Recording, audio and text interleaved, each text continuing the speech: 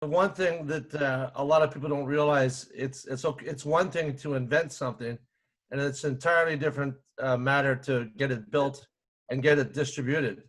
And I'm Yeah, curious, because you know my past is kind of similar to yours, where we've done yeah. stuff.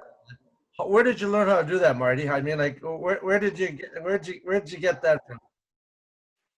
I think some of it was a bit of a guerrilla tactics, to be honest. Like I knew that back in the early days, I say, 2006, 7, 8, I started to see these blogs online where golf nerds would kind of collectively group online and they would post questions and people would offer insights. And there's a few blogs where I would start to offer, and nobody knew who I was. I was a club pro, a bit of a decent player back in the day, a club pro for a long time.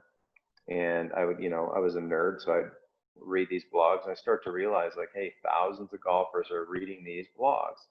And so when the training club came online, I actually had a couple of my buddies. I sent a few out to some teaching pros. Said, what do you think? They liked it. I had sent a few out freebies to some, amateur golfers. I said, hey, do me a favor. Would you post in these blogs like you got this new gizmo? So I started to create a bit of a buzz in those forums, and people were like interested because, of course, they're trying to figure stuff out. And then, like, that helped launch things, some interest, and obviously a website, which isn't too hard to set up now. And then from there, once I got a bit of momentum, this is kind of before social media really took off too, Terry. Like Yeah. now, a lot of it is driven by social media, and then also placement of Google ads, banner ads that might lead somebody down a path of interest to saying, oh, that looks interesting. And once we have them kind of interested, we know how to get back to them with a maybe serve them an email or serve them an ad, because it's all cookies and trackable nowadays. And right now we've got a fantastic guy kind of running that for us, like a really smart, youthful dude who does that for Tour Striker.